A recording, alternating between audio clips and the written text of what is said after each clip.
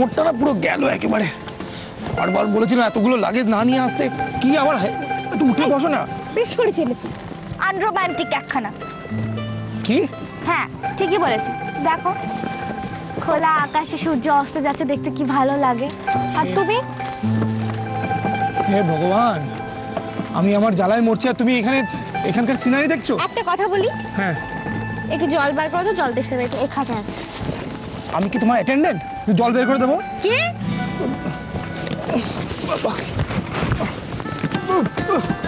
আরে ব্যাগগুলো ধরো না। বাবা অদ্ভুত একটা। সত্যি মানে কাকে দিয়েছে? রাজার পা। কানা হলো নাইট গার্ড। আমি কানা? হ্যাঁ কানাও তো কি, একটা ব্যাগও ঠিক করে ধরে রাখতে পারো না, কানা না তো কি বলবো? একদম বাজে কথা বলবে না তুমি। এই ভারী ভারী ব্যাগগুলো একবার নিজে ধরে বসো না, দেখবো মাথা ঠিক থাকে কিনা। বাবা গো, সেটা তো তুমি তোমার ডিউটি পালন করছো। ডিউটি? এই ব্যাগগুলো বয়ে আনার ডিউটি? তো আরবার বলেছিলাম যে গ্রামের ভেতরে এত ভেতরে গাড়ি যায় না। তুমি কার ভরসা এতগুলো লাগেজ নিয়ে এসছো? কেন তোমার ভরসা? আমার ভরসা? তুমি আমার ভরসা এতগুলো লাগেজ নিয়ে এসছো তুমি? আরে বাবা হ্যাঁ, কি অদ্ভুত। হাজবেন্ড থাকা সহজ, হাজবেন্ড সাথে শখও রয়েছে, আবার বউয়ের লাগেজও বইবে না, তা কখনো হয়? কষ্ট করো একটা দিন একটু কষ্ট করো। কাগজে সই করলেই যে বিয়ে হয় না সেটা আমি আজকে হাড়ে হাড়ে বুঝতে পারছি। কি আইডিয়া? আবার আইডিয়া? কি? আমি এখন একটা শায়রি বলতে চাই। শায়রি? শায়রি মানেটা হলো একটা শায়রি বলতে চাই, আমি তো বলবোই বলবো। আর হ্যাঁ please please please Meghla please.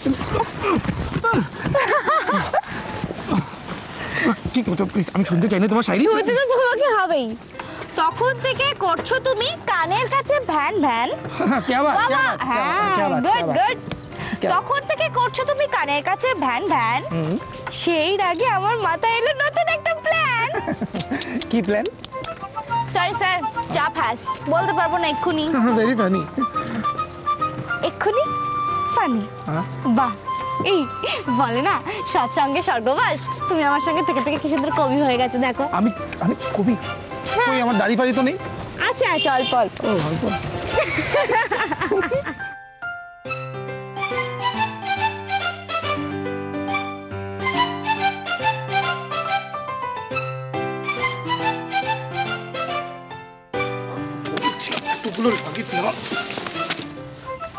আরে আরে মেঘলা, এসো এসো, কোনো অসুবিধা নেই তো আসতে? না কোনো অসুবিধা নেই। আমি তো আরে আস্তে আস্তে পড়ে গেলে কি করে? লাগছে তো মানে? আরে পড়ে যাওয়ার পর তুমি জিজ্ঞেস করছো লাগেনি তো?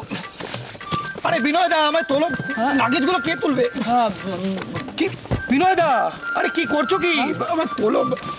হ্যাঁ তুলবো।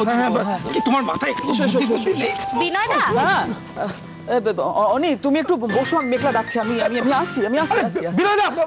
হ্যাঁ মেঘলা ডাকছো? বিনয় দা। একটা কাজ করো মেঘলা, তুমি বরঞ্চ ভেতরে গিয়ে বসো, আর একটা রিক্সা আছে তো, আমি ওটাকে যারা আসছে তাদেরকে নিয়ে ভেতরে যাচ্ছি, কেমন? রিক্সা? হ্যাঁ। সো সরি গো, কোনো লাভ নেই। হ্যাঁ মানে তোমার আই মিন আমাদের মিঠুদি যে আসেনি।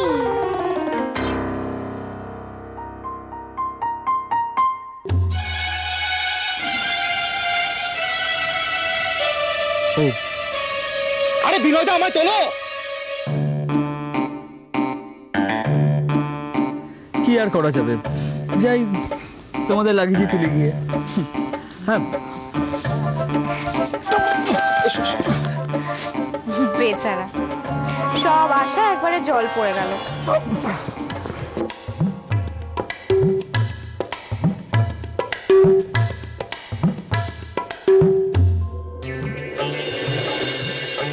আচ্ছা কি বলছিস বলতো? দিদি শুনেছো ওদের কথা? শুনেছো পাগলদের কথা? অদ্ভুত, পাগলদের কথা হতে যাবে কেন? দেখো শোনো, ব্যাপারটা বোঝো। সেটা হচ্ছে যে মিঠুদি তো প্রথম থেকেই ওখানে যায় বলে লাফাচ্ছে, তাই না? আর আমি ভাবলাম যে ঠিক আছে একা একা যাবে, তার থেকে আমি সাথে করে নিয়ে যাই আর কি। হ্যাঁ তো মিঠু তো আজ বলেনি যে সে বিয়ে বাড়ি যেতে চায়, সে তো কবে থেকে লাফালাফি করছে। অনি আর মেঘলার সঙ্গে পাঠালে ক্ষতিটা কি হতো? আরে বড় মামি, আমি যদি ওদের সাথে চলেই যেতাম তাহলে ওদের সারপ্রাইজটা দেবো কি করে? কি? না তুমি অত কিছু বুঝবে না। তুমি শুধু এটুকু জেনে রাখো যে আমরা কাল সকাল ওখানে গিয়ে অনি আর মেঘলাকে পুরো চমকে দেবো। এই বান্টি, আমিও যাই না তোমাদের সঙ্গে? হ্যাঁ যাবে যাবে, চল চল। কি? একদম না, তুই কোথাও যাবি না। কিরম কেন করছো কাকিমণি? না, না। কত মজা হবে গেলে। প্লিজ এরকম করো না, যেতে দাও না, যেতে না দাও না না কাকিমণি। না। তুমি কি করে এই অবস্থায় বাইরে যেতে চাইছো? না দিদি, আমি বলছিলাম কি, তুই চুপ কর ছোট।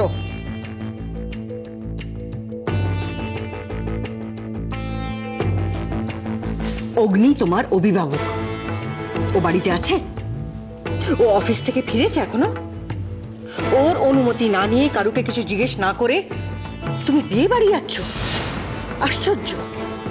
মিঠু, বান্টি ওদের সঙ্গে বোনের উচ্ছৃঙ্খলতার ছোঁয়া দেখছি তোমারও লেগেছে।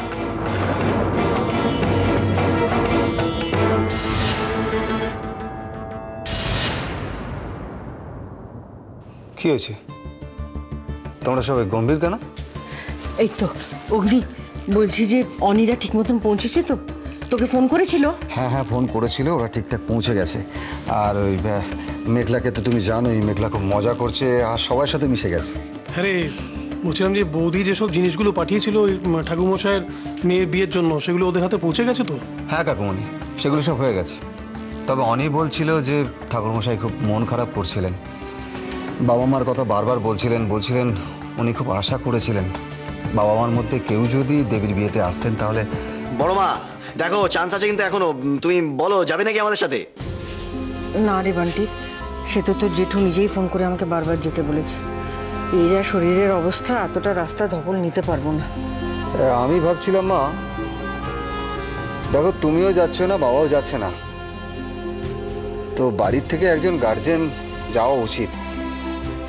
কাকুমণি যদি এই না রে অগ্নি, মানে দেখ, দাদা নেই, মানে পাবলিকেশনের পুরো ব্যাপারটা না এখন আমাকে সামলাতে হচ্ছে। তার মধ্যে সামনে বই মেলা, বুঝতেই তো পারছিস কাজের এখন খুব চাপ, মানে আমার পক্ষে যাওয়াটা খুব। আমি বলছি কি অগ্নি, তুই বরঞ্চ যা না, তুই তো বাড়ির বড় ছেলে, তুই গিয়ে দাঁড়ালে পুরুত মশাই বল ভরসা দুটোই পাবে। কি দিদি, আমি ঠিক কথা বলছি না? সেটা তো হতেই পারে, বান্টিদের সঙ্গে অগ্নি তো একসাথে যেতেই পারে। হ্যাঁ বড় মা, তাহলে বৌদিকেও যেতে দাও না, যাক আমাদের সাথে। হ্যাঁ হ্যাঁ হ্যাঁ, বড় মামি, দেখো না, দাদার সঙ্গে যখন যাচ্ছি তখন তো বৌদি এখানে একা রয়ে যাবে। ও যাক, প্লিজ প্লিজ, যাক না বড় মামি। চুপ! আমি কি এখনো বলেছি যে আমি যাব? বলেছি? অদ্ভুত তো। আমি যাব কি না যাব আমাকে জিজ্ঞেস করার দরকার নেই। তোমরা নিজেরাই ঠিক করে নিলে আমার অফিসে কোনো কাজ নেই, তোমাদের সঙ্গে বিয়ে বাড়ি চলে যাই। না না, মানে দাদা ভাই বাটি প্লিজ প্লিজ, তোর অনেকক্ষণ ধরে জেদ করছিস, একই কথা বলে চলেছিস।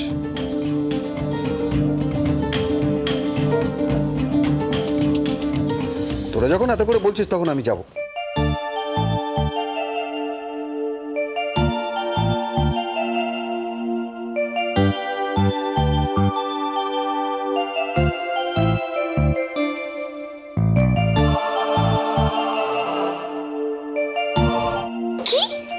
ইয়েস, আমি যাব।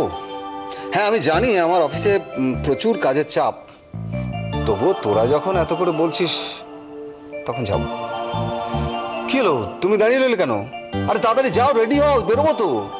কি রে, তুই দাঁড়িয়ে আছিস কেন? তো বললো তৈরি হয়ে নিতে, যা তৈরি হয়ে যা। আচ্ছা আচ্ছা আচ্ছা, আমার একটা বক্তব্য আছে কিন্তু, মানে সবাই কান খোলকে শুনলিয়ে যে দেবী অস্ত্রের জন্য একটাই বিষয়, সেটা হচ্ছে আমরা যে যাচ্ছি সেটা অনি আর মেঘলা যাতে কোনোভাবে জানতে না পারে।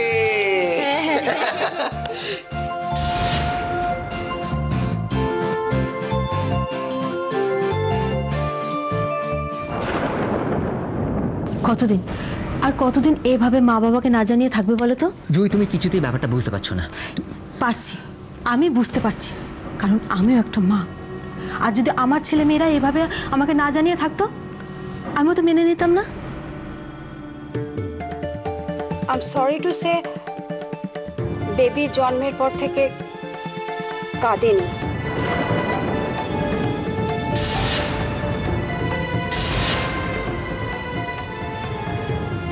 মানে বেবি নর্মাল নয়। আমি বুঝতে পারছি বৌদি, কিন্তু তুমি দাদা একবার আমার জায়গায় দাঁড়িয়ে ভাবো, আমি মা বাবাকে কি করে বলবো? আমি মা বাবার সামনে নিজেকে ধরে রাখতে পারবো না। সুজন, সুজন তুই আস্তে কথা বল। আচ্ছা, মা যে কোনো মুহূর্তে কিন্তু চলে আসবে তোর কাছে উর্মির খবর নিতে। তখন তোকে এভাবে কাঁদতে দেখলে গোটা ব্যাপারটা মাকে বলা ছাড়া কিন্তু কোনো উপায় থাকবে না। আমি আর পারছি না দাদা, আর পারছি না। প্রত্যেক কটা মুহূর্ত মনে হচ্ছে ভাগ্যের চাবুক আমাকে মেরে চলেছে। আস্তে। আর আমার এমনই কপাল, মুখ বুঝে সেটাকে চুপচাপ সহ্য করতে হচ্ছে। এভাবে বলো না সুজন, এখনো মাথার উপর মা বাবা আছেন, ওনাদের আশীর্বাদে। কি বলছো বৌদি? কেন ওরা আমায় আশীর্বাদ করবে? কেন? আমি মা বাবাকে কত কষ্ট দিয়েছি বলতো, কত কষ্ট দিয়েছি। দুটো মানুষকে আমি আলাদা করেছি, এই সংসারটাকে আমার জন্য আলাদা হতে হয়েছে। কেন আশীর্বাদ করলো ওরা আমায়? কেন আশীর্বাদ করলো? চুপ, আস্তে, চুপ করো, চুপ করো। ওকে কাঁদতে দাও, ওকে কাঁদতে দাও যে, কাঁদলে অন্তত তোর মনটা হালকা হবে। ও আর নিজের ভাগ্যকে কত দুষবে বলো তো। তুমি তোর দাদা, তুমি ওকে বোঝাও, বোঝাও। এই, এদিকে আয় তো, এদিকে আয়, বস, বস এখানে, বস, বস। হ্যাঁ সুজন, আচ্ছা তুই একটা কথা ভাবছিস না? আরো তো অনেক ক্ষতি হতে পারতো, আরো তো বড় সর্বনাশ হতে পারতো রে। তোর উর্মি তো ভালো আছে, সুস্থ আছে, এটা ভাবছিস না? এটা তো যথেষ্ট। তুমি তো অপারেশনের সময় ওখানে ছিলে, তুমি টিউমারের সাইজটা দেখোনি? বৌদি, আমি আর নিজেকে সান্ত্বনা দিতে পারছি না। আমাদের প্রথম সন্তান, কত স্বাধীন, কত আনন্দের, সব শেষ হয়ে গেল, সব শেষ হয়ে গেল। কিচ্ছু শেষ হয়নি। সন্তান যেমনই হোক না কেন, সে তো সন্তান। না বৌদি, এই সত্যিটা আমি বলতে পারছি না, বলতে পারছি না এই সত্যিটা। আমার অনেক স্বপ্ন ছিল, সাথ ছিল যে আমাদের সন্তান আর 5টা সন্তানের মতো সুস্থ হবে, স্বাভাবিক হবে, কিন্তু হলো না বৌদি, হলো না। এর থেকে আমার সন্তান না হলেই ভালো হতো।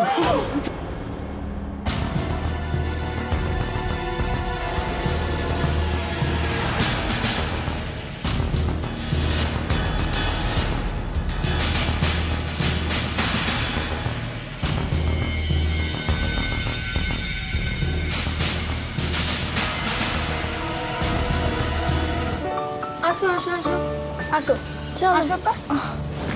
মানে আসলে তোমরা না বুঝতে পারছো না, জানো তো, আমি তো মানে কোনো নিয়ম জানি না। তোমাদের কিন্তু মানে সব পুরো ঘেটে যাবে, কিন্তু আমি বলে দিলাম। আহা, আমরা আছি কি করতে? আমরাই সব বলে বলে দেবো কি কি করতে হবে। কি? আরে না না, ভাড়ার ঘরের চাবি আমার কাছে, আমি খুলে দিচ্ছি। চলো আমার সাথে একটু পরিষ্কার টরিষ্কার। আরে আরে আরে আরে, করছো কি তোমরা? কি করছো? হ্যাঁ, মেঘলা মা এত দূর থেকে কষ্ট করে এলো, আর আসতে না আসতেই তোমরা এইভাবে টানাটানি করছো। উফ! আরে দাদা, আমাদের মেঘলা মা মেয়েটাই এমন, মুখটা দেখো কি পয়মন্ত ভাব, লক্ষ্মীশ্রী চেহারা।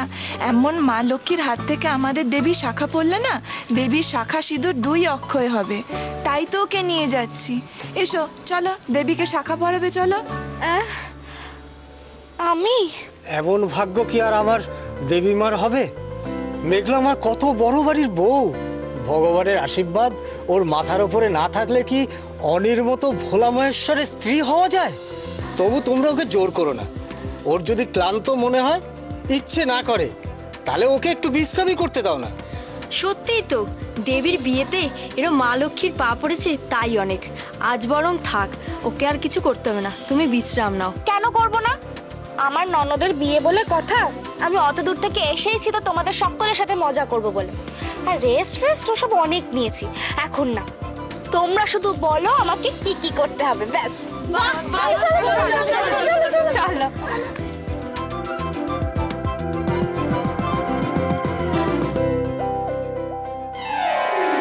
বৌদি,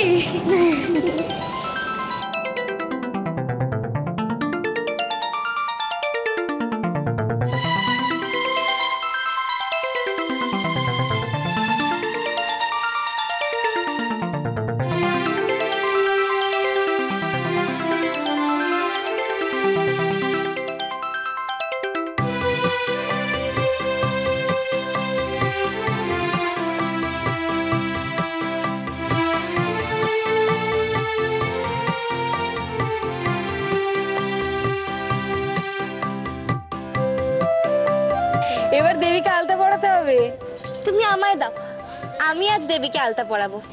না না বৌদি, তুমি ছাড়ো, তোমাকে। চুপ, আমি না তোমার বৌদি? একদম কথা না।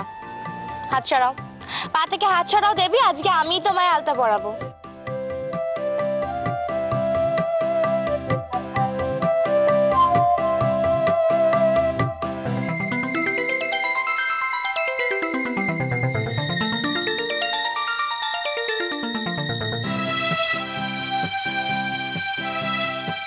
কেমন যত্ন করে দেবীকে আলতা পরাচ্ছে দেখো, বোঝাই যায় না ও আজকের যুগের মেয়ে।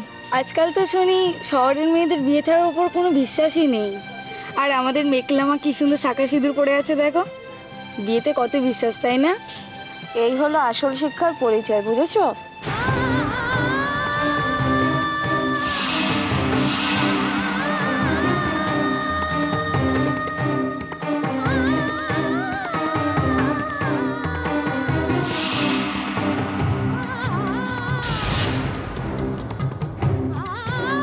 প্রজাপতি ব্রহ্মাকে সাক্ষী রেখে বেদ মন্ত্র পড়ে সিঁদুর পরানো হয়, গাঢ় বন্ধন করানো হয়, তাকে তুই অনায়াসে বুঝে ফেলবি? এত সহজ নয় মেঘলা, এত সহজ নয়। এই সম্পর্কের ভিত খুব মজবুত। এখন বুঝবে না, যখন একটা মানুষ তোমার সারা জীবনের দায়িত্ব নেওয়ার শপথ নেবে, যখন তোমার সিঁথি ভর্তি করে সিঁদুর পরিয়ে দেবে, তখন বুঝতে পারবে এই সম্পর্কের জোর কতখানি। চাইলেই এই সম্পর্কটাকে অস্বীকার করা যায় না। সমাজ কি বলল না বলল, তার থেকেও বেশি দরকারি হয় নিজের ভালোবাসা। বেদ মন্ত্র পাঠ করে বিয়েতে গাঁটছড়া বাঁধা হয়, সেই গাঁটছড়ার বন্ধন অনেক বেশি, অনেক জোরদার। সেটা অত সহজে খুলে ফেলা যায় না। এই সিঁদুর এত সহজে মুছে ফেলা যায় না।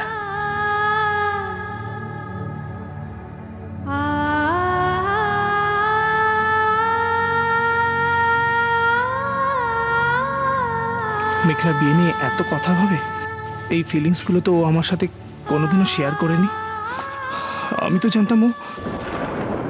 আর একটা কথা ঠাম্মি, অনির ভবিষ্যতের সঙ্গে আমি আমার ভবিষ্যৎ কিছুতেই জোড়া লাগাতে পারবো না। হ্যাঁ, অনিকে বিয়ে করলেও আমার পক্ষে ওর সঙ্গে এক ছাদের তলায় থাকা জাস্ট ইম্পসিবল।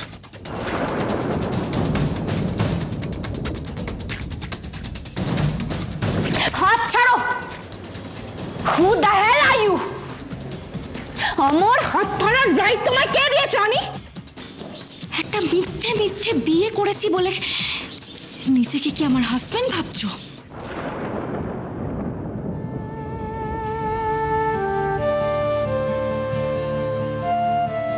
কেন আমাকে এইভাবে পাজল করে দেয়? কেন ওর এত কাছে থেকে ওকে আমি চিনে উঠতে পারি না? মেঘলার কোন কথাগুলো সত্যি, কোন কথাগুলো মন থেকে বলে?